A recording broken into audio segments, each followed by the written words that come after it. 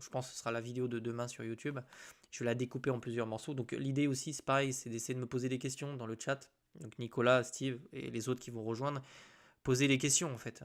Si j'ai la réponse, j'essaierai de vous répondre. Mais là, on va se concentrer quand même sur ce qui s'est passé. On va se concentrer sur ce qui peut se produire.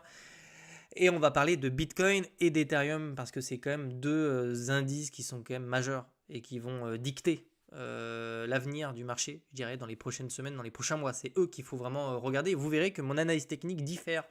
Pas que je suis biaisé ou quoi que ce soit, mais elle va différer entre Bitcoin et elle va différer entre Ethereum. Voilà, c'est pour ça que je suis obligé d'aborder les deux. Alors, je vais éviter de parler d'atomes et tout ça, hein. Bon, je peux en parler rapidement. On va commencer la vidéo, je pense, là-dessus. Mais en fait, ça marche un petit peu pour tout et n'importe quoi, hein. Et je vais quand même prendre Atome pour que vous compreniez un petit peu ce qui s'est passé. Et on va aborder ça. C'est extrêmement important de comprendre ce qui s'est passé sur le marché. Je ne sais pas sur Binance, ouais, voilà. Donc Binance, on a eu des liquidations. Alors, je le répète, ça c'est vraiment. On va commencer par ça pour que vous compreniez d'abord ce qui s'est passé vendredi. Et ensuite, on va aborder Bitcoin, Ethereum. Je vais essayer de vous répondre avec toute l'honnêteté dont je fais preuve. C'est-à-dire que moi, je suis comme vous, j'ai des biais, j'ai une grille de lecture en fonction de mon expérience. Et donc, ce genre de mèche, et c'est des anomalies de marché, évidemment, je les ai déjà vécues plusieurs fois. Vendredi, j'étais comme vous très agacé. Mais vu que je suis pas exposé sur les altcoins, je vous dirais que mon portefeuille, lui, il a pris moins 15%. Je suis très très loin de ce que certains ont pu vivre vendredi. J'ai rien perdu. Même mon long, il a survécu miraculeusement sur Hyperliquid. Donc je l'ai clôturé d'ailleurs au passage, je l'ai clôturé ce matin à break-even. Alors ça peut aller plus bas même si tu n'es pas de 20. Alors, là, déjà, là, oui, oui, plus bas que où? Plus bas, ça veut rien dire. Mais Steve, je vais parler de ça après. On va vraiment voir tous les scénarios sur Bitcoin. Donc tu sauras vraiment comment faut se comporter si on casse tel ou tel niveau, hein. Et puis après, je te donnerai moi ce que je pense voilà, du marché. Alors globalement, les mèches de liquidité comme ça, qui sont effrayantes parce que c'est littéralement ce qui fait sortir la majorité des traders, hein, et des particuliers qui sont là et qui sont là avec de l'effet de levier pour essayer de grossir leur position en spot. Évidemment, c'est quelque chose que je déconseille. Alors déjà, acheter des altcoins, c'est quelque chose que je déconseille. Mais alors en plus de les acheter en levier pour essayer d'avoir des positions plus grosses, ça me traverserait même pas l'esprit. C'est absolument pas ce que je peux enseigner sur BitLearn. Donc évidemment que certains ont énormément souffert de ce qui s'est passé vendredi. Globalement, qu'est-ce qui s'est passé vendredi? Alors, c'est sûr qu'on est sur des marchés qui sont assez peu réglementés. Probablement que sur Atom, on avait des liquidités qui se situaient là. Alors, c'est quoi des liquidités? Pour que vous compreniez le phénomène et le mécanisme qui se produit lorsqu'on a des liquidations de ce type. On les a eu sur tous je prends Atom parce que c'est spectaculaire comme ce qui s'est passé, hein, le truc est descendu à zéro. L'idée c'est de vous compreniez ce qui se passe ici. Voilà. Alors, qu'est-ce qui s'est produit? En fait, ce que vous devez savoir, c'est que sur le marché, vous avez des traders qui vont prendre des positions à l'achat. Par exemple, ils vont... alors, bon, sur Atom, je ne sais pas trop où ils ont pu acheter, mais bon, peu importe où ils ont acheté, si les mecs achètent ici, j'ai enlevé les moyennes mobiles. L'idée, c'est de commencer d'abord par les liquidations et ensuite on fera BTC Ether, c'est un gros live finalement. Tous les mecs qui vont acheter Atom en spot, ils vont se dire bon, au lieu de l'acheter en spot, je vais plutôt mettre 1000 $ en levier x2. Et comme ça, ma position, en fait, elle va être de 2000 $. Les gars qui ont fait ça, en fait, si vous voulez, c'était juste dans le but de servir de l'effet de levier pour grossir leur position. Le problème, c'est que quand en fait, vous prenez pas vous prenez pas des achats ici. Vous prenez des longues. C'est toute la différence entre le spot et l'effet de levier. C'est que vous avez certaines personnes, alors j'espère que vous n'en faisiez pas partie, qui ont pris l'effet de levier pour se servir de ça pour acheter des positions. Alors que non, les positions longues, par défaut, ça veut dire que si vous avez si vous avez pris des positions longues, donc des achats, ça veut dire que par principe, vous avez des liquidations qui se mettent dans les order books. Alors avec du levier x2, ça veut dire que les positions se clôturent beaucoup plus bas. Ça veut dire que le courtier, là, le broker, il vous a prêté de l'argent. Et lui, à un certain moment, lui, il va vouloir le récupérer si la position, elle dépasse votre marge. D'accord? Donc ça coupe beaucoup. Ça coupe beaucoup, j'ai pris une pub. Ah, alors attends 2 secondes pour la pub. Alors je m'occupe de ça tout de suite. Je sais pas pourquoi il me fait ça, YouTube. J'ai beau la désactiver à chaque fois, il me la remet. Donc je vais la désactiver de suite. Comme ça, hop, vous l'aurez pas. Hop, normalement c'est bon, la monétisation, on va dire, est désactivée. Donc vous ne devrez pas être emmerdé par ça. Je continue. Donc, merci Nicolas de me l'avoir dit. Je l'ai viré là, donc normalement vous devriez plus l'avoir. Ok, je continue. Donc ici, en fait, ici vous avez donc des poches de liquidité. Qu'est-ce qui se passe quand vous avez ce qu'on appelle une liquidation? Ça fonctionne comment? Les petites poches vertes que vous voyez ici, en fait, globalement, c'est la même chose que ça. C'est exactement la même chose que ça. Donc on voit bien que la mèche ici sur BTC, elle vient chercher tout ça.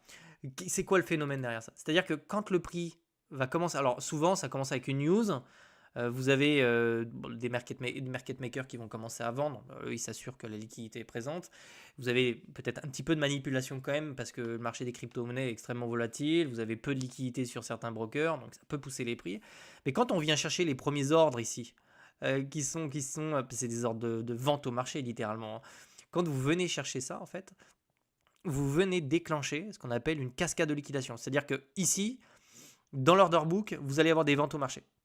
Donc il n'y a pas de distinction, voilà, on vend directement au marché. Donc quand vous vendez un actif comme ça, le prix va automatiquement baisser puisque vous allez directement chercher tous les ordres dans les order books.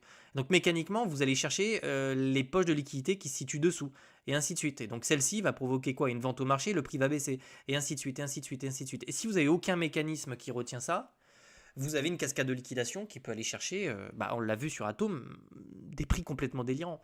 Zéro quoi, littéralement zéro. Donc c'est pas censé se produire sur des marchés qui sont régulés, c'est absolument pas normal, c'est scandaleux en fait, même si vous voulez mon avis. Moi j'ai été scandalisé vendredi, hein, comme vous, hein.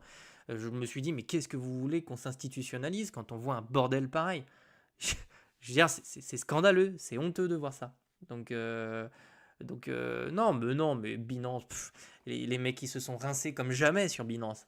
Dis-toi que eux ils ont gagné du pognon comme pas deux, hein. Parce que là quand vous déclenchez des ordres comme ça en cascade, qu'est-ce qui se passe derrière en amont? Vous avez des commissions. Les brokers se régalent, hein. Les brokers se régalent parce que plus vous avez des ordres exécutés et plus vous avez des commissions. Et les commissions, c'est dans la poche du broker. Donc non, donc ça c'est des anomalies de marché, c'est ce qu'on appelle des cascades de liquidation. C'est pour ça que un conseil que je vous donne, quand vous avez des cascades de liquidation sur un marché, personne ne, par- personne ne peut par défaut anticiper ce genre de choses. Ne faites rien du tout. Ne faites rien du tout. N'allez pas vendre et tout. Attendez que le marché digère ça. On va reprendre derrière un petit peu de valeur. On devrait globalement se retrouver sur des niveaux qui sont comme sur Ether. On a absorbé la majeure partie de la baisse. Mais là, il faut rien faire. Allez pas vendre en panique. Moi, je l'ai déjà fait, vendre en panique sur des trucs comme ça. Je l'avais fait même en 2021, ça m'était arrivé. Donc non, faut rien faire, faut laisser digérer le truc. Généralement, on a une mèche voilà, parce qu'en fait, on a un arbitrage qui se fait et on récupère tout ça. Donc ici, c'est ce qu'on appelle des cascades en liquidation. Alors ça ne veut pas dire que le marché se retourne, ça ne veut pas dire qu'on rentre en bear market, ça veut dire qu'ici, vous avez une anomalie de marché qui n'est absolument pas drivée par des news qui sont économiques et fondamentales. Ça repose sur rien. Enfin, je veux dire, les tarifs chinois, là, c'est pas censé impacter Bitcoin et Ethereum et tout. Je veux dire, c'est pas censé les impacter, hein. Qu'est-ce qu'on s'en fout, nous, en fait, des tarifs chinois? Vous voyez ce que je veux dire? Donc, bon, j'ai mon café à côté, donc si je le bois. Et en même temps, posez toutes vos questions. Et j'y réponds au fur et à mesure. Et en même temps, je bois mon café. Donc, globalement, voilà ce qui se passe. Je préfère vous dire ça comme ça. C'est une anomalie de marché, mais qu'il faut surveiller parce que des fois, une anomalie de marché, ou quand vous avez de l'ampleur et de l'amplitude, ça peut retourner une tendance et tout. Ça c'est très clair. Et c'est pour ça qu'il va falloir surveiller après nos structures, nos machins. Et on va aller faire ça juste après sur Bitcoin et Ethereum parce que j'ai pas la même analyse technique sur les deux. Ouais, voilà. Donc certains parlent de manipulation. Donc une faille, oui, probablement. Une manipulation, probablement aussi. Je suis pas complotiste ou quoi, mais franchement, un tome à 1 centime, enfin, je veux dire, c'est pas normal. Une défaillance, ouais, je pense. Tu sais qu'en 2021, ils avaient mis, même Binance avait enclenché un processus pour arrêter les cascades de liquidation. Ils l'ont pas fait là, hein. Donc ils l'ont pas fait là. Atom, on est sur Binance là, ils l'ont pas fait. Donc c'était clairement très avantageux pour eux et puis c'est tout. Voilà, très clairement. Donc voilà, les cascades de liquidation, comment ça marche, c'est des ordres qui s'exécutent au marché, et puis tant qu'on les tape, en fait on passe au suivant, et après on a scandaleusement des bougies de 4 km de long sur les marchés. Voilà. Donc d'où l'idée aussi, et là on est sur Binance, hein, de ne pas trader ou de ne pas investir sur du levier, déjà sur des positions long terme, c'est interdit, et surtout sur des brokers et qui ont de la liquidité. Sur Hyperliquid, je suis extrêmement déçu. Picsou nous vend ça comme l'Eldorado. Il y a c'est scandaleux. Il n'y a pas de liquidité. Il y a pas de liquidité. Ethereum, il est venu chercher 3200. Enfin, c'est n'importe quoi. Enfin, vraiment, c'est impossible de trader. C'est impossible de trader sur des. Voilà, sur des. Alors, pour te répondre, Steve, sur Paul, moi, j'ai rien contre Paul. Je trouve. Après, je veux pas froisser les Canadiens ou les Québécois. Je trouve qu'ici, en Amérique, ça concerne plutôt les Américains, je les trouve trop dans le complot, la manipulation tout le temps. Je le ressens bien ici. J'ai déjà discuté avec des Québécois quand même. Et je trouve qu'ils sont très axés sur tout de suite, c'est un complot. Et c'est pas pour rien que les Américains sont très complotistes. Mais vraiment, c'est pas moi qui l'invente. Il suffit de voir un petit peu ce qui se dit sur Reddit et tout. Donc je pense que très vite, ils mettent ça sur le complot. Et la manipulation, tu vois, mais est-ce qu'on peut pas. Est-ce qu'on peut pas envie. Enfin, je pense quand même qu'il y a un peu de manipulation. Je dis pas qu'il n'y en a pas, mais je pense pas que tout est autour de ça.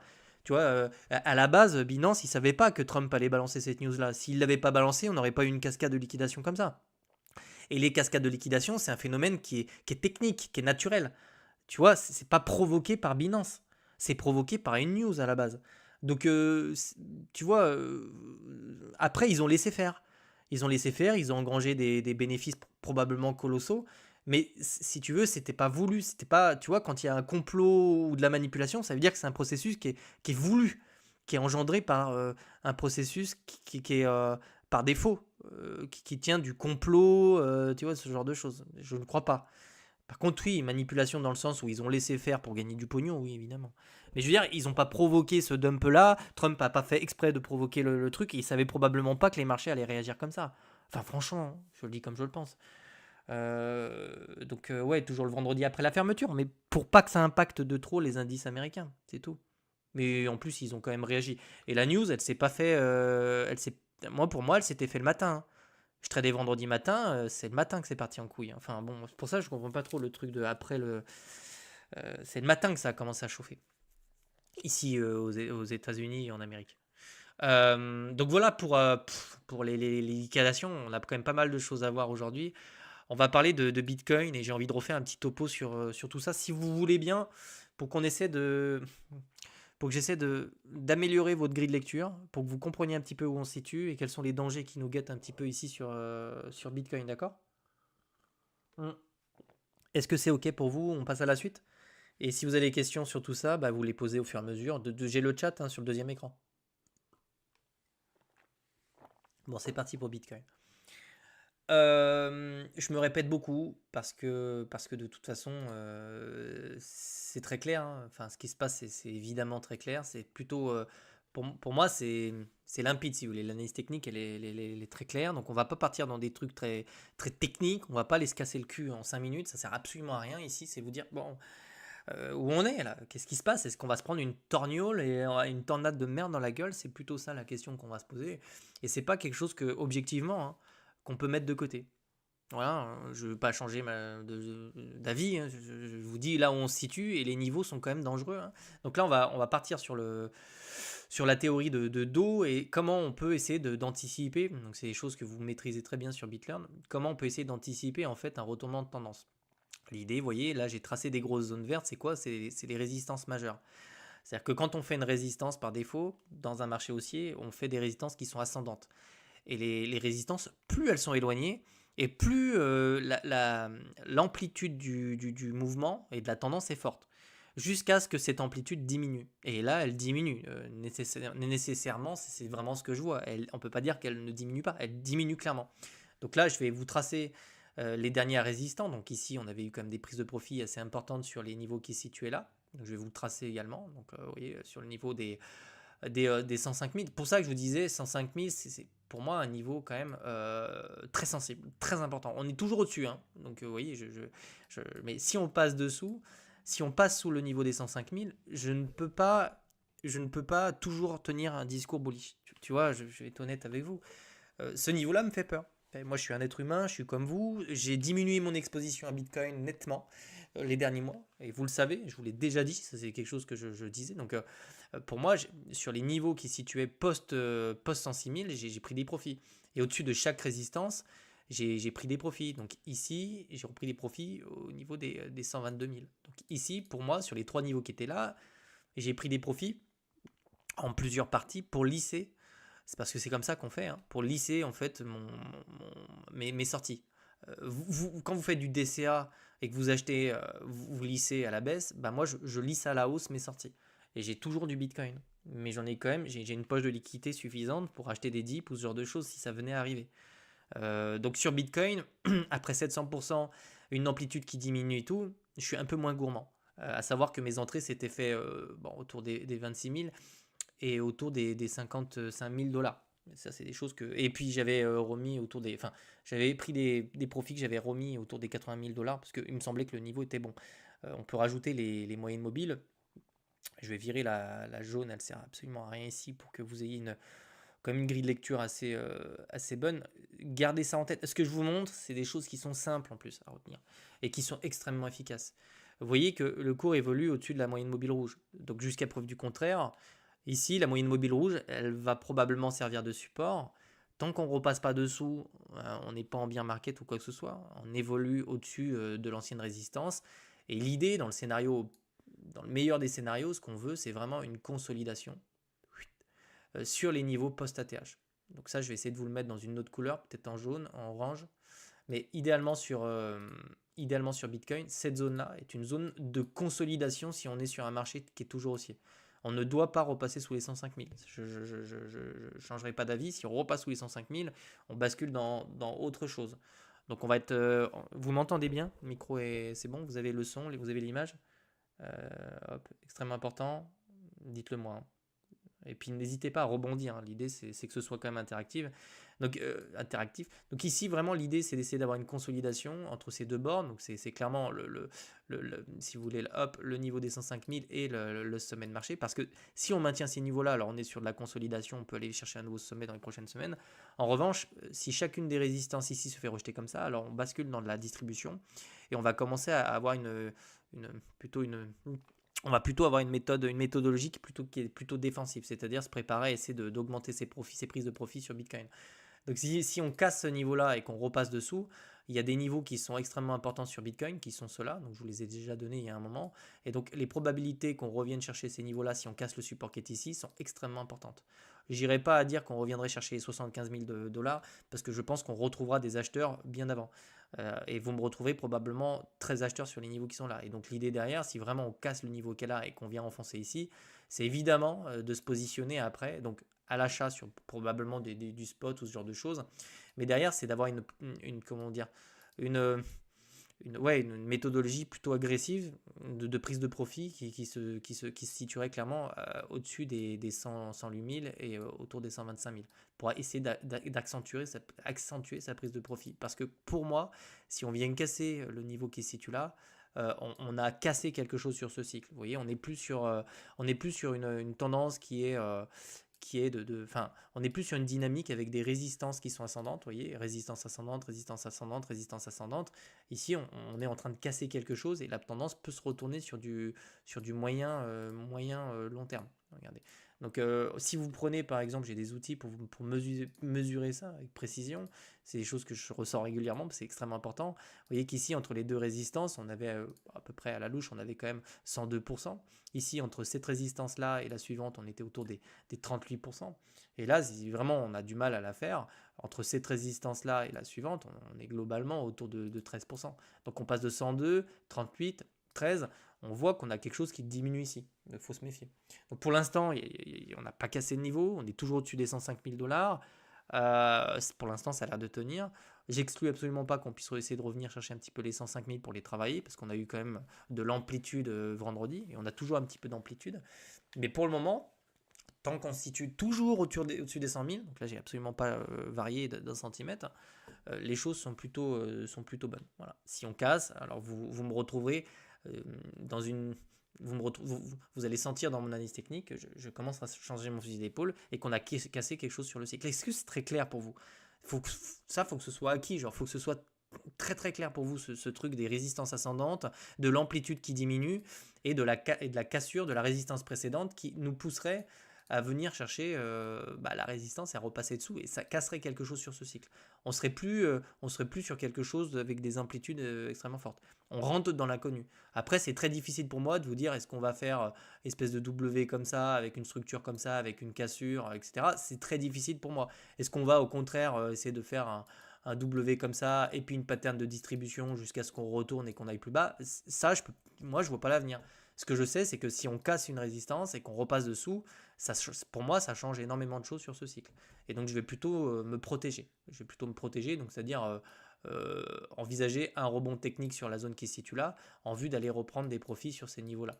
Voilà, c'est ça le plan pour moi. Donc, c'est OK pour vous? Donc, sur Bitcoin, plutôt défensif, compte tenu des structures, des patterns, etc. J'exclus absolument pas qu'on puisse casser le support des 5000, mais ça enverrait un premier red flag pour moi. Il y a clairement manipulation à la moindre news, le prix pump et dump. Ouais, enfin bon, après c'est, si tu veux, par défaut. Ce que vous devez savoir, c'est que les algorithmes, les market makers veulent déclencher des ordres. Donc en fait, oui, de la manipulation, si on peut appeler ça de la... Les marchés sont faits comme ça, hein. Essayez d'observer des bots de trading en millisecondes et vous verrez que appeler ça en fait, vous voulez que je vous dise ce qui vous donne l'impression que vous avez l'impression d'être manipulé, et c'est pas de la manipulation, c'est que les marchés fonctionnent comme ça, je vous montre. Quand vous avez des poches de liquidité comme ça et qu'on vient chercher ces poches là, parce que les marchés, leur objectif premier, c'est quand même de faire du fric, c'est de faire du pognon. Et pour faire du pognon, ils veulent que vous ayez un maximum d'ordres qui soient exécutés sur les marchés. Donc le marché a tout intérêt en fait à venir chercher les poches qui se situent là. Parce qu'en fait, c'est là qu'ils font du pognon. Comprenez bien ça, d'accord? Les brokers, les market makers, tout le monde fait du pognon dans ces poches-là. Et certains traders. Donc en fait, vous avez l'impression que c'est de la manipulation, que ces marchés se comportent juste comme ça en fait. C'est juste leur façon de se nourrir. C'est-à-dire que c'est pour ça que Wyckoff l'a très bien expliqué. Quand vous avez... alors attendez, je désactive un petit truc sur mon PC. Hop, je vais virer ça, je vais essayer de vous expliquer ça. Quand vous avez par exemple quelque chose, vous avez un marché qui fait... pourquoi c'est dégueulasse comme ça? Excusez-moi. Je vais dézoomer un petit peu. Hop, je vais reprendre mon petit pinceau. Quand on a ce genre de structure, vous voyez, et qu'on vient chercher un haut de range, et puis que d'un coup on repasse sous le support ici, et puis que d'un coup on revient chercher au-dessus, et puis que hop, on vient chercher un spring comme ça, et puis que derrière vous avez un truc comme ça. Vous avez une structure, vous avez une pattern. Alors Wyckoff les a très très bien dessinés avant moi, et ça, certains diront putain, moi je pensais que c'était haussier, j'ai acheté. Alors je vais essayer de passer ça en rouge. Hop. Alors moi je pensais que c'était haussier, j'ai acheté ça, et puis là on repasse là, je vends, putain ça revient au-dessus, merde je comprends plus rien, puis ça repasse au-dessus, et puis vous dites mais le marché est manipulé. Mais non, le marché il est juste structurellement conçu comme ça. Ces poches-là, on vient les chercher parce qu'il y a du pognon là-dedans. Et les brokers exécutent des ordres. Et c'est principalement ce que vous avez vu avec les cascades de liquidation. Donc une fois que vous avez compris ça, et ça met du temps, ça m'a pris des années pour comprendre ça, vous voyez plus les marchés de la même manière. Et vous évitez d'acheter n'importe où. Donc l'idée, et vous comprenez maintenant pourquoi, moi je vous dis, les ventes se font au-dessus des résistances.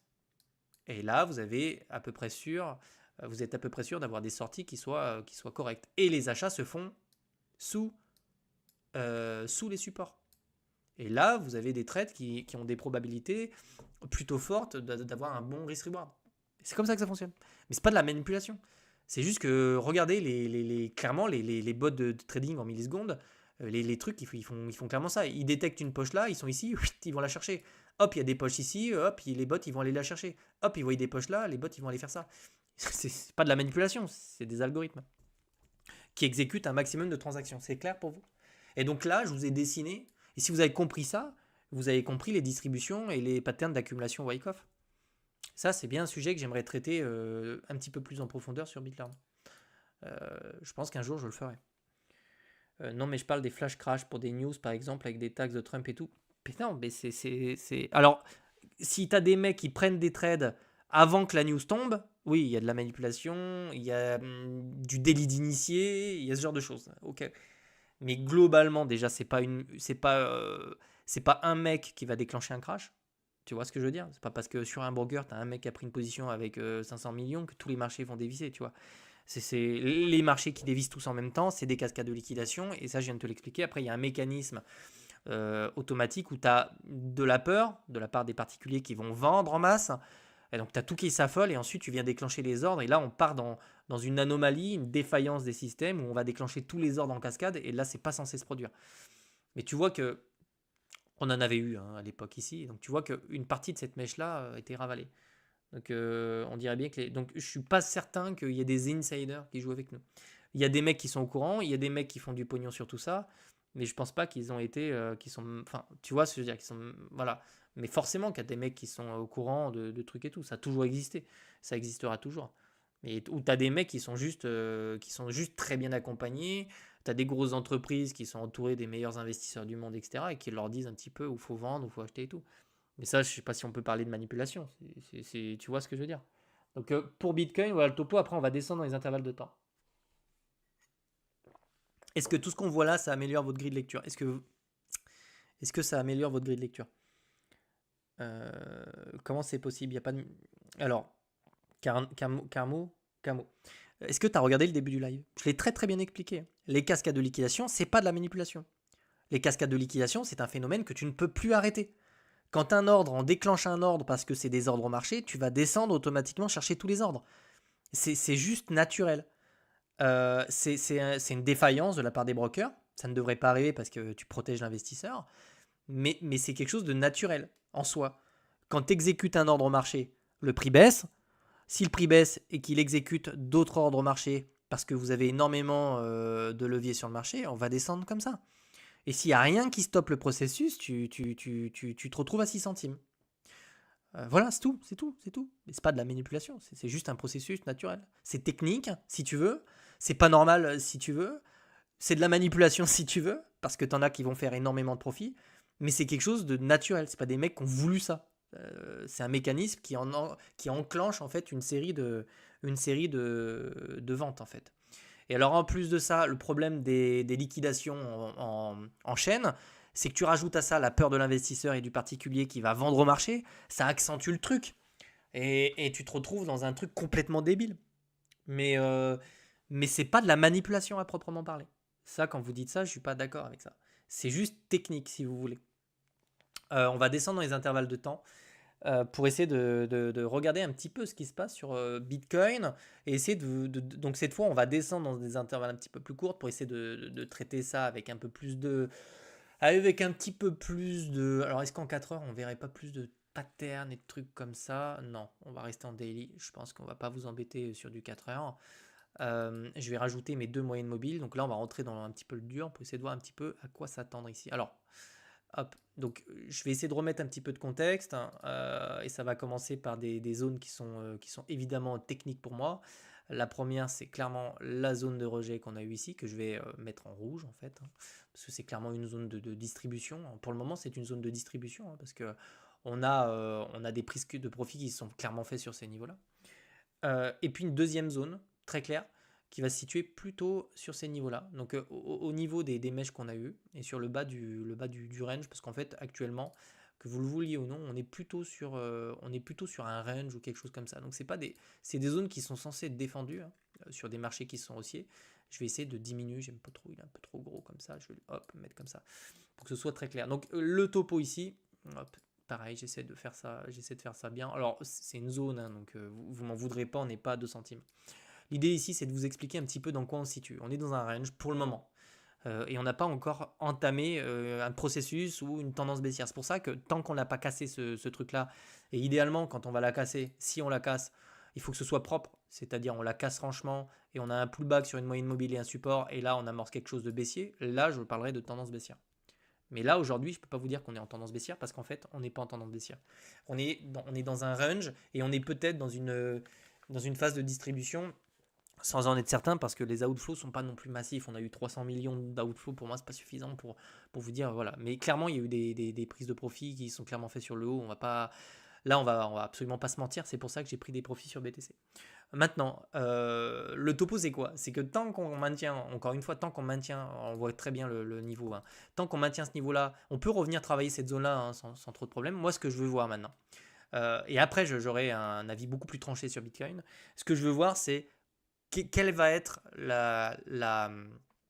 quelle va être comment vous dire quelle va être la réaction des marchés quand on va venir chercher cette zone là si on revient la chercher, parce que techniquement dans un range et techniquement en tendance haussière, quand on revient travailler ce genre de niveau, on est censé prendre des positions longues, on est plutôt censé se positionner à l'achat, absolument pas à la vente. D'accord? Si on a quelque chose qui enfonce, ça veut dire qu'on a cassé quelque chose. Et le scénario numéro 2 que je vous ai montré tout à l'heure avec la cassure des 105 000 pour aller chercher des niveaux plus bas devient probable, devient possible. Et on devra s'y préparer parce qu'après, il faudra être très défensif dans notre façon de driver ça. Clairement, tu y crois, toi, à un bull run dans les mois à venir et après un bear market comme ça se passe depuis 2013. Alors déjà, il faudrait définir ce que c'est un bull run. Si tu entends un bull run, c'est-à-dire une accélération haussière sur Bitcoin, jusqu'à preuve du contraire, c'est pas quelque chose qu'on peut mettre de côté. C'est-à-dire que, encore une fois, tant qu'on évolue au-dessus de la TH et qu'on consolide sur ces niveaux-là, et qu'on trouve des acheteurs sur le bas du range, les probabilités qu'on aille chercher un nouveau sommet sont là aussi. Moi, je vais te le dire comme je le pense, parce qu'ici, je suis pas du genre à vous mentir. Pour moi, c'est une chance sur deux. Voilà, parce qu'un range par défaut, c'est surtout sur un sommet de marché, j'ai une chance sur deux. C'est-à-dire qu'on peut très bien se faire un petit peu peur et avoir une accélération aussi en fin d'année pour aller chercher un nouveau sommet. C'est quelque chose qu'on peut voir. Comme on peut casser ce niveau-là, venir chercher la zone des 90 000, avoir un rebond, et puis ensuite on tombe un petit peu dans l'inconnu. Pour être tout à fait transparent avec toi, quand je mets la chart en weekly là, et que je la regarde purement d'un point de vue prix de l'action, si on casse le niveau qu'elle a, je trouve pas ça boule, tu vois. Techniquement, hein, j'en vois des patterns tout le temps. Voilà, tant qu'on reste au-dessus de la moyenne mobile rouge, il y a toujours la possibilité en fait qu'on tienne les niveaux qui sont là, qu'on consolide au-dessus de la TH, qu'on fasse une espèce de truc comme ça et qu'on parte chercher. Ça s'est déjà vu. Ça surprendrait tout le monde. Le truc qui me fait. Alors pourquoi je te dis une chance sur deux? Parce que globalement, quand je regarde les fundings et les trucs comme ça, je trouve pas les. Alors bon, déjà, le travail il est fait. Hein. Les mecs, il n'y a plus personne en bas. Alors, quand je vous dis il n'y a plus personne en bas, je vais quand même détailler ça. On a quand même liquidé beaucoup de personnes. Je vais essayer de la voir. Ici, le gros du gros, tu vois, il est mort. C'est un cimetière ici. Il nous reste des ordres ici autour des 90 000. D'où la probabilité qu'on aille chercher les 90 000. Tu vois. Mais globalement, ici, le taf, il est fait. Tu vois. On n'est pas censé partir en tendance baissière. Si on le fait, je vous dis, on a cassé un truc sur ce cycle. Donc pour moi, ici, on est sur un bad range. Je veux voir des acheteurs. Je veux voir des acheteurs. Parce que si on n'a pas d'acheteurs, moi, je vais commencer à être très défensif. Et défensif, ça veut dire quoi? C'est envisager de prendre des positions longues sur des cassures de niveau, sur des niveaux comme les 90 000. Et c'est vendre mon spot sur des rebonds techniques. Voilà, c'est ça mon plan sur Bitcoin, en sachant que j'ai déjà des poches de liquidité importantes puisque j'ai pris des profits depuis 2-3 mois sur Bitcoin. Ensuite, on passera sur Ether parce que vous verrez, c'est pas le même plan. Sur Ethereum, je suis pas sur voilà, je suis pas sur le même truc. Et peut-être que c'est un tort de ma part. Hein. Donc c'est ça en fait qu'il faut surveiller. Et je trouve pas. Est-ce qu'il est ouvert quelque part? Je l'ai pas. Alors attendez. Est-ce que j'ai pas. Merde, j'ai pas mon. Bon, dommage. J'ai pas les fundings. Ok, j'ai dû fermer le. Ok, j'ai fermé le truc, c'est pas grave. Et j'ai regardé les fundings tout à l'heure. On a des fundings qui sont négatifs. Donc en fait, si vous voulez, en termes de sentiment pur, j'ai l'impression que vous êtes beaucoup à être inquiet et j'ai l'impression que ce qui s'est passé vendredi vous a quand même marqué. Dites-le, hein, soyez honnête avec vous. Dites-le moi là, vous pensez qu'on part en bear market? Je veux savoir, dites-le moi. Mais je veux pas de mec, je veux pas enlever ce que je vous ai dit là. Oubliez tout ce que je vous ai dit. Vous là, vous êtes rassuré? Vous avez peur ou pas? Vous avez envie de vendre? Dites-moi vraiment, c'est très important, dites-le. Parce qu'on va pouvoir sonder un petit peu. Yes, merci, mais c'est vrai qu'on attend tous un peu plus, par exemple, avoir le funding Rates affolé avec de belles montées durables, etc. Ok, d'accord. Donc pour l'instant, on a un funding qui est plutôt faiblard. Je trouve qu'on a quand même un petit peu de peur, on a traumatisé un petit peu tout le monde. D'où les sorties, d'ailleurs, d'où les sorties sur les ETF. On a vraiment eu on a vraiment eu des sorties sur les ETF. Mais pourquoi j'ai. Ah bah voilà, ils sont là. Attendez. Ils sont là. Il est là le coco. Excusez-moi, j'avais fermé mon onglet. C'est Brave, c'est super pratique. Donc ouais, on voit qu'ici, on a eu un funding extrêmement négatif. On a un funding qui est plutôt modéré ici. On voit que ici, l'Open Interest, il a dégonflé. Ça veut dire qu'on est quasiment revenu en juillet dernier. Hein, vraiment, même non, on est même revenu en juin dernier. C'est pour vous dire le ménage qui a été fait. On est quand même revenu sur un funding. On a vraiment puni pas mal de gens. Globalement, on a eu des liquidations records. Donc techniquement, on peut se faire peur et on peut travailler la zone qui est ici pour voir si on va digérer cette zone-là. Et si on a des acheteurs, je ne vois pas ce qui nous empêche de faire un nouveau sommet. Si on casse cette zone-là, alors on assiste à un retournement de dynamique. Voilà un petit peu ce qui se passe. Mais globalement ici, je trouve que le sentiment, il est, il est tiède. Il est tiède. Voilà, pour avoir connu différents sommets de marché, je vous assure, on est très très loin d'un sentiment d'euphorie. Mais on peut toper sans euphorie. Ça, je veux dire, c'est pas. Vous voyez, moi j'ai connu une euphorie en 2018, en 2021. Ici, on n'a pas une politique monétaire extrêmement favorable qui peut nous pousser sur de l'euphorie. On l'aura, hein, mais on l'aura pas. Mais là, je ne pense pas qu'on aura de l'euphorie. En tout cas, pas comme on a pu la connaître à l'époque. Et on peut toper sans euphorie particulière. En ce qui concerne les sorties, les outflows. Alors, c'est normal qu'on ait des outflows. Je vais vous expliquer pourquoi. Vous voyez, la vidéo, elle est complète aujourd'hui. Pourquoi on a des outflows sur Ether? Pourquoi on a des outflows sur BTC? C'est pas compliqué à le comprendre. Quand vous avez une volatilité extrême le vendredi, quasiment après une fermeture, vous avez le lundi matin des gens qui vont vendre. Dans la panique parce qu'elles ont peur qu'on descende plus bas. Donc ici, c'est normal. Mais globalement, sur Ether, on a 500 millions qui ont quitté Ethereum. Je vous rappelle que les derniers inflows étaient nettement supérieurs à ce qui est sorti. 500 millions, 600, il y a beaucoup. Et on va en reparler d'Ethereum après. Comme ça, vous aurez un live qui survole un peu tout. Parce que je sais que vous êtes nombreux à en posséder. Sur Bitcoin, pareil, je trouve ça très raisonnable. 300 millions, ça annule même pas un seul inflow qu'on a eu sur les derniers jours. C'est pour ça que vous voyez, je suis pas pessimiste. Je suis pas particulièrement pessimiste. Si on regarde un petit peu ce qui est rentré sur les, sur les ETF, parce que ça c'est quand même extrêmement intéressant, prenons du recul, on est sur une courbe qui monte. Alors bien sûr qu'à un moment donné, on aura un point d'inflexion et qu'on aura des corrections, et ça fait partie du truc. Mais globalement ici, Bitcoin, ça reste un actif qui est aussi. Donc enlevons le crash de vendredi, parce que c'est une anomalie, et regardons ce qui se passe vraiment. Okay. Donc ici, plutôt haussier, et je ne m'affole pas pour autant, et sur Ethereum aussi. Je dirais, sur Ethereum, on est sur quelque chose ça reste modéré, on a un petit peu on a une baisse, on a des gens qui déstackent un petit peu, alors c'est pas ça que je voulais vous montrer, c'était plutôt ça. Mais sur les inflows, faut prendre du recul, faut regarder les choses comme elles sont. On est sur des records d'inflows sur Ethereum. Donc voilà, qu'est-ce que vous voulez que je vous dise pour vous dire que faut rester raisonnable aussi quand même. Faut prendre les datas aussi, les métriques. Euh, Ce que je veux dire, c'est que les cascades de liquidation sont des anomalies de marché techniques, ne sont pas des ventes qui ont été faites de la part de particuliers qui avaient acheté des inflows, des ETF, etc. Vous voyez, c'est pas pareil. Donc il faut différencier ces deux choses. Donc pour l'instant, je ne vois pas de vente massive ou quoi que ce soit. On est vraiment sur un crash, et les crashs sont souvent des opportunités d'achat. Donc voilà, donc sur Bitcoin, vous comprenez un peu le dilemme technique, il n'a pas changé depuis un mois en fait. C'est la zone des 105 000. Si on arrive à consolider au-dessus de la TH, c'est très bien. Si on garde la moyenne mobile, c'est très bien. Si on passe en dessous, on change le fusil d'épaule. Mon analyse technique va changer puisqu'on va passer sur un autre type d'analyse technique, plus défensive, plutôt baissière, puisqu'on ira plutôt viser des targets qui se situent là. Mais je ne peux pas vous les donner aujourd'hui parce que tant qu'on tient ces niveaux-là, mais franchement, ça bof quand même. Quand je vois ça, je suis pas. Voilà, c'est pour ça que je vous dis 50-50. J'attends la réaction sur le bas de ce truc-là. Parce que ça peut ressembler effectivement à un rejet suite à de la distribution. Et combien même on aurait ça, on aura toujours une porte de sortie sur un rebond technique ou ce genre de choses. Salut Oncle, tu vas bien? Ça s'est bien. T'as tradé ce matin ou pas? J'ai allégé aussi pour LVMH perso. Ouais, j'ai allégé aussi. J'ai allégé ce matin. J'ai préféré le faire parce qu'en fait, on a les chiffres qui vont tomber. Et si les chiffres sont mauvais, on pourrait enfoncer. Moi, mon objectif, c'était 600 $. Là, sur LVMH, je suis à 20%. J'ai clôturé ce matin à 18. Ça me va. L'objectif, il se situe entre 20 et 30. Je trouve on s'est fait rejeter assez fortement. Donc, j'ai préféré couper, tant pis. Enfin, en tout cas, j'ai allégé ma position. Et elle est en plus-value, c'est le principal. Hein. Le but, c'est de faire de l'argent, c'est pas d'en perdre ou quoi que ce soit. Et j'ai clôturé mon long Ether ce matin à break-even. Parce que voilà, parce que je le sentais pas. Moi, j'ai pas les connaissances pour parler, je suis nouveau dans tout ça. Par contre, je suis dans des groupes où ils pensent clairement que le BTC va chercher 90 et ETH. Ouais, c'est une possibilité. Mais personne ne voit l'avenir. Les mecs qui te disent ça, non, ça va absolument rien. On peut regarder les charts, on peut se préparer, on peut regarder un petit peu. C'est une possibilité assez forte que j'ai déjà évoquée à de nombreuses reprises. Mais il faut casser des niveaux importants pour ça. Tant qu'on ne les a pas cassés, tel le marché pourrait vraiment te surprendre. On vient chercher les 105 000, on repart chercher les 140 000, que tout le monde verrait flou. Hein.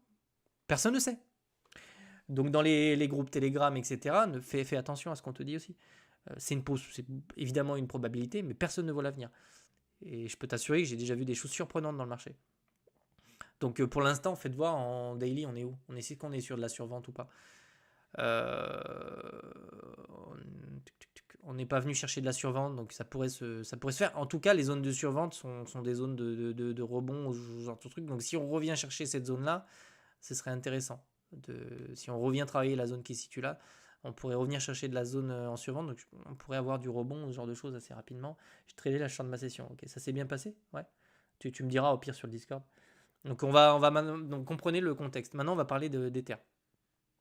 Ethereum qui n'est absolument pas dans le même cas que Bitcoin, bien qu'il en dépende un petit peu. Alors, je vais essayer de reprendre un petit peu de recul pour vous expliquer un petit peu où on se situe, etc. Donc, Ethereum n'est pas dans c'est pas le même contexte. Je vais tracer des droites qui sont très précises. Pour le coup, je trouve que sur Ethereum, on a la chance d'avoir des niveaux qui sont précis. Moi, j'aime bien les choses qui sont précises. Je vais virer la deuxième moyenne mobile. Enfin, j'ai pas envie de vous embrouiller avec des moyennes mobiles. Je vais en garder une parce que comme ça, vous voyez bien ce qui se passe. Donc, on est au-dessus de la moyenne mobile ici. C'est quoi à ce niveau-là? Le premier niveau que je vous donne, c'est des résistances qui nous faisaient chier depuis un long moment. On est repassé au-dessus. Techniquement, quand on repasse au-dessus de ce genre de résistance, alors je bois mon café en même temps, hein, c'est pas un problème, ça vous embête pas.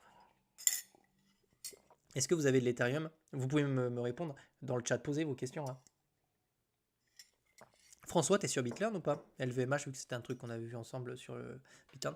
Alors ici, les résistances qui se situent sur le niveau des 3900 sont des résistances qui servent de support. C'est-à-dire que quand, techniquement, et c'est joli d'avoir ravalé une partie de cette baisse-là, techniquement, quand on revient chercher ces zones-là, on est censé retrouver de l'achat.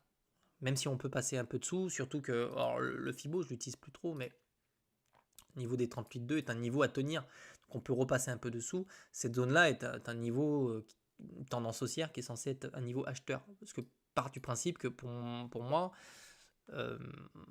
Ethereum toujours sur une tendance haussière. Donc je privilégie toujours la tendance.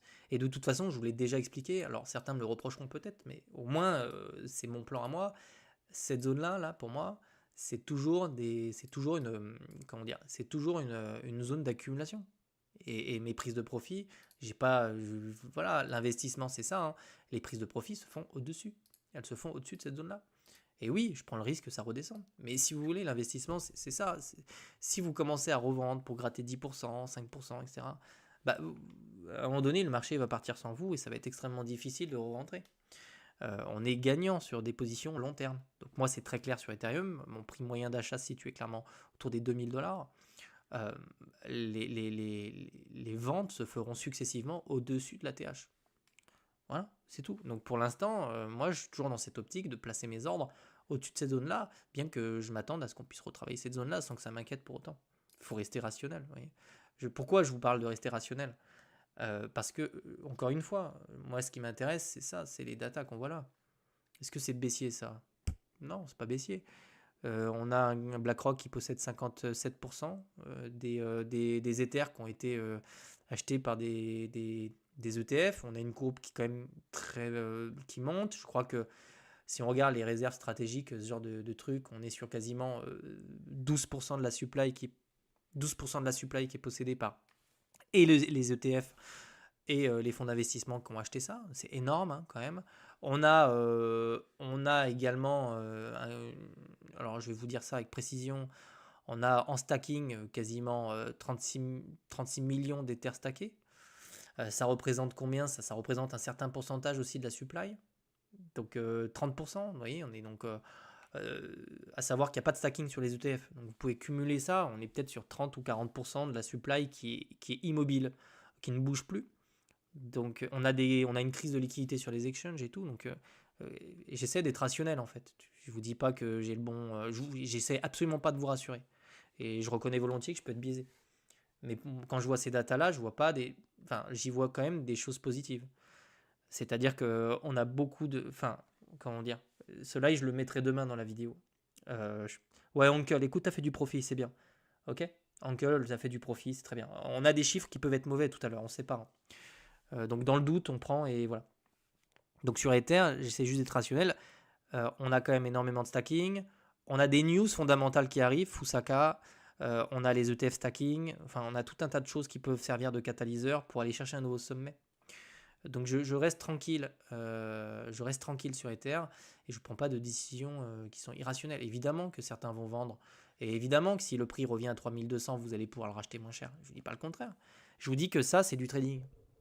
C'est du trading, c'est plus de l'investissement. Quand vous commencez à acheter et revendre, etc., par expérience, ça se finit mal, je vous assure. Parce qu'à un moment donné, le truc, il va vous print une bougie de 1500 $ et puis personne ne va pouvoir. Puis après, vous vous retrouvez à perdre 15% de votre position. Parce que si vous vendez là pour racheter là et puis d'un coup vous avez une mèche là, enfin, voilà. Moi, Ether, c'est une position long terme et voilà, les prises de profit se font au-dessus de la TH. Point. C'est mon plan et je suis prêt à encaisser les variations. Parce que les données fondamentales et macros sont pas mauvaises. À savoir également qu'on rentre dans une. Alors voilà, la cyclicité, on verra ce que ça donne cette année. On rentre dans une. En plus, on a des accords de paix à Gaza, il y a quand même des choses intéressantes. La seule ombre au tableau, finalement, c'est le conflit en Ukraine. Ça me fait vraiment peur. Parce que ce serait pas quelque chose d'extrêmement bon pour nous, pour nos affaires. Une guerre en Europe, ce serait terrible. Mais c'est la seule ombre au tableau qui peut. Voilà, qui peut. À savoir que deuxième catalyseur de fin d'année, c'est les baisses de taux. Je vous assure que si demain enfin là, la prochaine conférence FOMC, je ne sais pas quand est-ce qu'elle est, on annonce une baisse de taux, encore une baisse de taux, les marchés risquent de réagir favorablement et on va se taper un run de fin d'année que personne ne va voir venir. Donc il y a ça aussi comme catalyseur. Donc, alors bon, là je sors un peu d'Ethereum, mais globalement, voilà, le deal, donc vous avez compris comment voilà, je fonctionne pour les prises de profit, etc. Ça, c'est mon plan à moi et je le respecterai. Sinon, coincé entre ces deux bornes. On le voit bien, c'est très clair. On a la chance d'avoir, pour le coup, sur Ether, je veux dire, c'est limpide. Il n'y a pas à se poser de questions. On voit clairement, et ça, c'est une analyse technique, je m'en souviens, comme si c'était hier, je pourrais vous la ressortir. C'est une analyse technique que j'ai fait il y a plusieurs mois, peut-être deux mois. Et je vous ai expliqué que le deal, si on cassait ici, c'était de rester bloqué entre ces deux bornes. Alors maintenant qu'on est entre ces deux bornes, je ne vais pas commencer à changer. C'est vraiment, enfin, ça s'est produit exactement comme c'était anticipé. J'ai de la chance pour le coup. Et donc, tant qu'on évolue entre ces. C'était normal, en fait, de se faire rejeter à la TH. Je sais pas, vous pensiez vraiment qu'on allait casser ça comme ça. Donc, pour l'instant, on est bloqué entre ces deux bornes et on est davantage dans un range. Donc, on va rentrer un petit peu dans le détail. Et je vais virer un petit peu tout ça. On va essayer d'épurer l'analyse technique pour que vous puissiez bien la saisir. Ici, on voit bien qu'on a quand même quelque chose sur ces niveaux-là. On est en train de travailler ce point-là. D'ailleurs, on peut même le mettre sur la mèche qui se situe là. Et puis ensuite, on a le haut du range. Donc maintenant, sur Ether, on est sur un range jusqu'à preuve du contraire. La preuve du contraire, je vais vous expliquer ce que c'est. Ça, pour le moment, c'est un range. Si on casse le niveau qui se situe là, je vais prendre mon petit truc, si on casse vraiment la résistance qui se situe là, c'est-à-dire qu'on s'installe durablement dessous, on amorce une tendance qui est baissière sur Ethereum. C'est clair ça? C'est pas le cas. C'est-à-dire que les probabilités qu'on puisse faire. Alors attendez, je désactive mon petit outil. Les probabilités qu'on fasse ça, qu'on travaille cette zone, je ne sais pas de quelle manière, qu'on ait un run comme ça, sont aussi fortes. On est probablement toujours dans ce cas-là où on est coincé entre ces deux bornes et les probabilités de revenir le haut parce qu'on a. Enfin, c'est pareil sur Ethereum. Enfin, la femme de ménage est passée. Hein. Enfin, je vais vous montrer quand même le truc. Je veux dire, il n'y a plus grand-chose dessous. Je vais vous montrer. Sur Ether, on a fait un ménage, c'est terrible. Hein. Ici, on avait énormément de. Alors, sous 3 mois, évidemment, on peut revenir là-bas plus bas, mais sur les poches qui se situaient clairement sur des intervalles de temps plutôt courts, tout ce qui se situait là, ça a été raclé. Hein. On a vraiment fait un gros ménage sur Ethereum, sur les niveaux qui se situent là. On le voit bien avec la mèche qui a tout ravalé. Donc, l'idée ici sur Ethereum, c'est de se dire qu'ici, le ménage a été fait, qu'on est toujours sur une tendance haussière, et que jusqu'à preuve du contraire, si on casse pas franchement ce niveau-là avec un pullback baissier, les probabilités qu'on revienne chercher le haut du range sont de 50-50 pour moi. On a autant de chances de revenir chercher les 5000 $ que de le casser par le bas. On a peut-être même plus de chances de revenir chercher le haut que le bas. Puisque la tendance étant haussière, j'ai toujours tendance à chercher les probabilités. Donc si vous voulez vraiment avoir des certitudes, on veut casser ça avec franchement énormément de momentum. Ça, on veut vraiment casser ce niveau-là, repasser dessous, avoir le pullback de con, et éventuellement on peut sortir proprement sur les niveaux-là si on a vraiment peur. D'accord. Donc après on aurait une tête-épaule dégueulasse, etc. Et puis là on pourrait retravailler des niveaux qui sont plus bas, et oui, là on aurait une tendance baissière, etc. Mais je ne peux pas vous dire qu'on est sur une tendance baissière aujourd'hui, puisqu'on ne l'est pas. On est vraiment coincé entre ces deux bornes, ça s'appelle un range, et le but des ranges, c'est de se faire peur sur le. C'est de se faire peur sur le bas du range, et c'est de revenir chercher ensuite le haut du range. Et c'est de faire du ping-pong, de consolidation entre ces deux bornes. Et ensuite, l'idée sur une tendance qui est haussière, c'est de revenir chercher le haut du range définitivement pour le casser en vue d'aller chercher une nouvelle structure haussière. Donc pour l'instant, vous comprenez que ouais, j'ai un biais peut-être un peu plus haussier sur Ether, parce que voilà, et sur, ouais, mais on est vraiment sur du 50-50. Et c'est normal, parce qu'on est sur un bad range, donc le sentiment devient un peu plus baissier. On a des structures qui sont pas. Voilà, sur Bitcoin, j'aime pas trop la gueule du truc. Donc c'est pour ça que je vous dis, je suis plutôt timide, plutôt tiède sur les biais. Et tant qu'on n'a pas cassé franchement les structures qui se situent ici sur Ethereum et franchement autour des 105 000, on peut pas en tirer des conclusions franches sur le truc. Mais si ça arrive, je prendrai comme un grand, je prendrai mes responsabilités. Mais du coup, vous êtes en spot ou en futur sur ETH? Alors moi, j'ai clôturé un long qui était en futur ce matin parce que j'ai profité. Alors moi, j'avais pris une position à 3950. Je l'avais prise avant la crise de liquidité qu'on a eu vendredi. Et donc, on est repassé au-dessus. Je l'ai clôturé parce que les conditions dans lesquelles j'étais rentré sur Ethereum, je vais te remontrer ça. C'est-à-dire que moi, je chasse les supports. Je vais te remontrer ça en 4 heures. Donc moi, j'avais pris, j'étais rentré sur le long qui était ici précisément. Donc tu vois, j'avais une entrée qui était vraiment premium. Et l'idée, c'était vraiment d'avoir un TP qui se faisait en fait sur le sommet ici. Ici, on a eu les news à la con.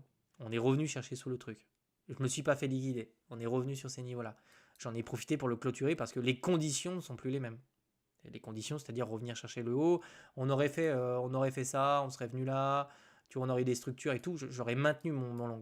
Mais ça, c'est une anomalie de marché qui, me, qui me fait sortir du marché.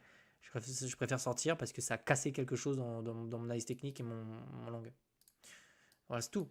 Et si je revois des patterns, si on repasse dessous proprement, voilà, je reprendrai des positions. Mais là, ça me plaît pas.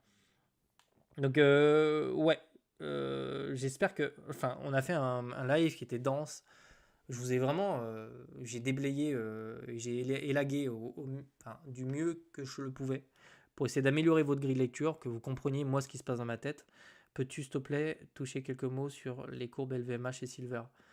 On aura peu le temps, mais globalement, LVMH, on a un rejet on a un rejet au-dessus de la moyenne mobile 200. On a des chiffres qui vont tomber aujourd'hui, donc c'est difficile de te faire une analyse technique alors que dans 30 minutes, il y a des chiffres qui vont sortir. Donc LVMH, on attend de voir si les chiffres sont bons ou pas. Si les chiffres sont bons, ce qui a peu de chances de se produire, on risque de ravaler une partie de la baisse qu'on a eue sur LVMH et d'aller rechercher la zone des 600 dollars, des 600, ouais, 600 dollars, euros. Donc on a des chances de revenir chercher les 600. En revanche, si les chiffres sont mauvais, on va retourner chercher la zone qu'on a. Bah, je vais te la montrer, mais comme ça au moins, LVMH. Rapide, hein. Je vous fais ça rapidement. LVMH. Donc globalement, hop, vous voyez, donc on voit qu'on est sur quelque chose de plutôt. Non, attendez, c'est pas celui-là. Le ticker, c'est pas LVMH, c'est pas celui-là. Je crois pas que ce soit lui. C'est peut-être l'Euronext. Ouais, voilà, c'est lui. Donc, hop, je vais remettre mes deux moyennes mobiles. Rapide, hein, je fais. Hein, c'est vraiment. Donc là, tu vois, on est revenu chercher la moyenne mobile 200. Je vois qu'on a un franc rejet. Les probabilités aussi qu'on revienne travailler la zone qui se situe là sont fortes si ça tient pas là. Donc si les chiffres sont bons, on peut essayer de revenir travailler la zone qui se situe globalement entre les 540 et 500. Je le fais rapide. Hein. Mais là, si on peut avoir un rebond technique, si les chiffres sont bons. Si les chiffres sont vraiment mauvais, on peut vraiment enfoncer et retourner chercher la zone de consolidation dans laquelle on était là. Plutôt de tracer un petit rectangle. Donc voilà, c'est pour ça que, bon, moi je visais vraiment un retour. Quand j'étais là, ici, j'ai passé un ordre à 440, 4. J'ai pris le bottom. Donc l'idée c'était qu'on revienne chercher la moyenne mobile de 100. C'est une chose qu'on a faite. On est même repassé au-dessus.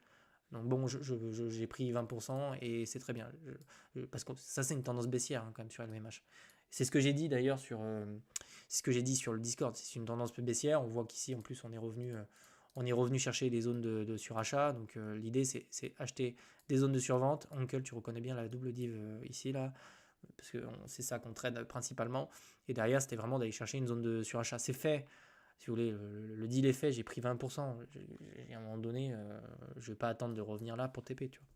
Donc ouais, sur LVMH, je vous dirais que je me méfie un peu du truc parce que ça, la chose que j'avais peur avant de rentrer sur LVMH, et j'en ai parlé à Buggy d'ailleurs, c'était lui qui m'avait parlé de ça, on est sur une tendance qui est baissière ici. Jusqu'à preuve du contraire, ça c'est baissier. Donc les probabilités qu'on fasse ça sont possibles, tu vois, qu'on revienne chercher le bas, c'est quelque chose de possible, ou qu'on fasse une espèce de W ici pour essayer d'amorcer quelque chose d'haussier. Voilà, c'est un peu ça le deal maintenant. Sans prédire le futur ou quoi que ce soit, c'est ce que j'ai en tête. Et le silver accompagne le gold. Là aussi, les objectifs sont partiellement atteints. Je vais passer, alors enfin, je vais essayer de passer en mensuel. Les objectifs pour moi, c'était les 50 $. On commence à avoir un petit peu de FOMO, ce genre de choses. Je dirais qu'il faut commencer à être prudent, parce que le silver va pas. Enfin, le silver, je l'ai acheté autour des 40 $. Je vous avais parlé de ça, peut-être même un peu plus bas, je sais plus, peut-être par ici. Je crois que je l'ai acheté par ici. J'ai vu l'accélération qui se faisait ici. Il y avait une espèce de biseau là qui me plaisait beaucoup là. On était un peu là-dedans, contracté et tout. J'aime beaucoup ces structures, c'est très haussier ça. Donc je suis rentré par ici. Je vous ai dit qu'on allait connaître de la verticalité et que le premier objectif sérieux, pour moi, bah, c'était clairement les prises de liquidité se font au-dessus des mèches. Donc là, on avait eu la mèche qui se situe là. Donc maintenant, on a la prise de liquidité qui se fait au-dessus de la mèche qui est ici. C'est fait. Donc maintenant, ça va dépendre de est-ce que le gold va continuer à prendre de la valeur. Bah, dans une période inflationniste dans laquelle le dollar peut perdre de la valeur ou dans laquelle la politique monétaire s'assouplit ou les tensions géopolitiques et commerciales sont fortes, je vous dirais que le gold peut continuer à prendre de la valeur. On a franchi les 4000 et on a franchement l'air de vouloir chercher les 5000. Donc dans le cadre d'une période où les métaux sont haussiers, je pense que les garder, pas une mauvaise chose pour se couvrir. On voit bien que l'argent, il est strong. Alors, je me suis posé la question de le vendre ce matin. Et pour être tout à fait honnête, j'avais mis un ordre que j'ai annulé. Parce que je me suis dit qu'on allait revenir chercher l'eau. Parce que ça semblait quand même strong. Donc j'ai gardé mon argent, j'ai gardé mon silver. Mais je suis sur une performance honorable de 20% depuis que je l'ai pris. Vous voyez, il faut pas, moi je vise pas des 300% et tout. 20% sur des trucs comme ça me va bien. Et on les a pris sur Bitland, on est nombreux à les avoir pris. Et il faut se contenter aussi de ce genre de trucs. C'est très bien d'avoir des LVMH 20%, Silver 20%, mais c'est très bien. Très très bien. Voilà, donc vous prendriez des profits autour des 50, le 11, c'est très bien aussi. Je ne peux pas vous en vouloir de prendre des profits, c'est très bien. Donc maintenant, le silver, il est décorrélé assez fortement du gold. Faudrait regarder. C'était 1 pour le 8, je crois. Il faudrait regarder un petit peu, mais le silver, c'était décorrélé du gold. J'ai fait une vidéo sur le silver, sur ma chaîne YouTube. Tout est expliqué. Pourquoi je suis rentré? Il y a une décorrélation assez forte entre le gold et le silver. Le silver a tendance à rattraper l'or. Alors, pas en termes de prix, en termes de ratio. Vous voyez, il y avait un ratio qui était, je sais plus, mais je crois que c'était pour un 11 d'or, on en avait 4 d'argent, une connerie comme ça, et là on est sur 1 pour le 8, je crois. Donc ça va se recorréler, on peut avoir de la verticalité sur l'argent. J'ai vu que dans les médias, ça en parle beaucoup, donc je ne serais pas étonné qu'on puisse avoir une accélération de l'argent qui nous pousserait vers les 60 en fait. Mais les 60, je pense que je vends. Hein. François, ok. Mais t'es sur Bitland, François? Non, je sais pas parce que tu as l'air de prendre toutes les positions qu'on prend. Donc, mais c'est cadeau. Mais voilà, mais ce que je vous dis, vous prenez un rebond comme ça. Vous prenez 15 ou 20%. Putain, le livret A, il est à 1,8%. Mais c'est très bien. C'est très bien. Moi, sur LVMH, j'ai pas pris une position énorme. Suffisamment pour que ce soit sympa. 20%, c'est sympa. Vous pouvez faire, enfin, ça dépend. Mais pour vous donner un ordre d'idée, vous mettez 2000, vous récupérez 500. Mais c'est bien, putain, c'est une belle performance, tu vois. Donc, faut se contenter de. Ouais, ça reste du profit. Ah, Franco. Ok, Franco, ça marche. Je comprends mieux le mec qui est là, il prend toutes les positions qu'on prend. Ok, je comprends. Donc, ouais, l'idée, c'est de se régaler sur ce type de setup. Et pour l'instant, je trouve qu'on a pris des bonnes positions depuis quelques temps. Vendu 60% de mon silver. Ok, Nicolas. Eh ben, c'est bien, t'as fait du profit, c'est parfait. C'est le principal. 50, de toute façon, c'était un objectif. Maintenant, moi, ce qui va m'intéresser, tu vois, alors, tu aurais pu vendre 50%, Nick. Ah oui, 70%, autant pour moi. Donc, c'est bien, t'as géré ton risque. Tu vois, l'idée, c'est de savoir est-ce qu'on va tenir les 50. Moi, c'est ça. En fait, regarde, on va regarder ça. Tu vois là, la zone qui se situe là. On voit qu'on est toujours sur une dynamique haussière sur le silver. On casse pas ça. On est toujours au-dessus des moyennes mobiles. Les moyennes mobiles sont d'excellents indicateurs. Donc, vraiment, l'idée ici, en 1 heure, alors il faudrait peut-être qu'on passe en daily. Il faut peut-être pas que je pousse un peu parce qu'en daily, forcément, mais non, en daily, ça va trop vite. 4 heures. 4 heures, ok, 4 heures c'est pas mal. Les moyennes mobiles nous permettent de savoir si on est toujours sur une tendance haussière. Servez-vous des moyennes mobiles, Franco, moyenne mobile. Tu vois que ici on évolue toujours au-dessus de la moyenne mobile rouge. Alors des fois on est tenté de vendre, mais tant qu'on n'amorce pas quelque chose de franchement baissier, c'est-à-dire que sur du 4 heures, on pourrait se dire que si franchement on commence à passer sous la moyenne mobile comme ça et qu'on se fait rejeter, on pourrait se dire qu'on passe sur une tendance qui est baissière ou ce genre de truc. Pour l'instant, c'est pas le cas. Donc j'ai préféré le garder. Je verrai si l'avenir me donne raison, si ça pue trop, etc. Je vendrai, d'accord. Mais là, pour l'instant, bon, on est sur de la surachat, il y a plusieurs warnings quand même qui commencent à se mettre en place. Donc je te dirais que commencer à le vendre autour des 50 n'est pas une mauvaise idée selon moi. Ça te permet de sécuriser. Parce qu'il est possible qu'on ait un retracement un petit peu profond. Il est possible derrière qu'on ait une espèce d'arbitrage et un retracement un petit peu profond, surtout si on l'a sur le gold. Mais pour le moment, je l'ai gardé. Donc, ouais, vous avez un gros topo, grosse vidéo aujourd'hui quand même. On a vraiment tout survolé ici.